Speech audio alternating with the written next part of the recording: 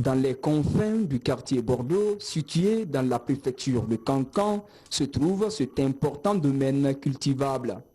Une immense verdure consacrée à la culture de la plante, très sollicitée pour le traitement des personnes atteintes du coronavirus. C'est en 2016, lors de son passage au Togo, que M. Vélili Jean-Valentin Haba a découvert l'artémisia avec son itinéraire de culture essentiellement biologique. La plante nous a été proposée pour voir comment ça peut entrer dans le bien-être de l'homme. On nous a proposé la plante et on nous a donné un peu l'itinéraire de culture de la plante d'une manière ramassée. Et du coup, après, j'ai réfléchi, j'ai dit, mais écoute, la plante m'intéresse beaucoup parce que déjà, moi, dans ma ferme, je fais de la culture bio. Donc nous avons une activité d'élevage et aussi une activité de maraîchage. Donc cette activité maraîchère m'a permis de comprendre un peu comment je peux aussi avoir d'autres visions par rapport à la culture. Ici, les techniques de culture de la plante Artemisia sont respectées à la lettre. Des graines au semis, en passant par les pépinières, tout se passe dans le strict respect des normes imposées par la maison de l'Artemisia à travers le monde. Aucun produit chimique n'est utilisé sur cette étendue maraîchère. Cette plante que vous voyez appartient à la famille des Acéracées. Et donc le genre c'est Artemisia et l'espèce Artemisia annua Eld. Et donc cette plante produit des graines très très fines.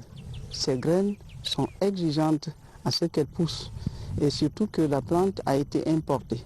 Il y a beaucoup de processus autour de la graine pour que la graine pousse. Vous avez déjà vu dans nos bacs et l'arrosage se fait d'ailleurs même par capillarité pour que les graines ne s'enfuient pas dans le terreau.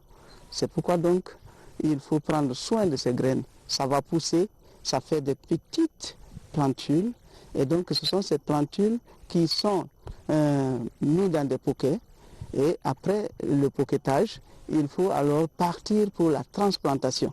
Donc 3 phases essentielles qui comportent le semis. Vous voyez, c'est un peu... Et de là, après le semis, cela veut dire que vous venez sur la terre ferme, il faut attendre 2, 3 à 4 mois avant que la plante ait presque tous les principes actifs nécessaires pour son utilisation.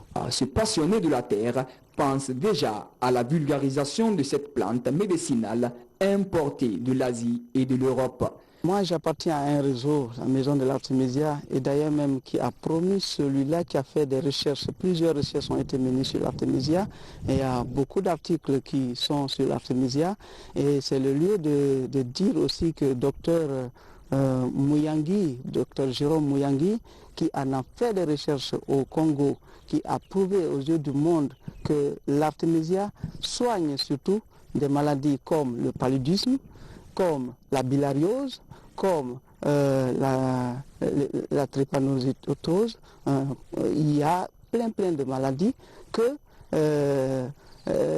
l'Artémisia soigne. Parce que si vous regardez dans la constitution au fait de l'Artémisia, il y a plus de 200 principes actifs qui interagissent en polythérapie pour lutter contre les maladies. C'est pourquoi nous allons voir que l'Artémisia a une activité puissante dans l'immunité de l'homme. Et maintenant là, je suis en train de donner 64 kilos par l'entremise de docteur Habib Kourouma.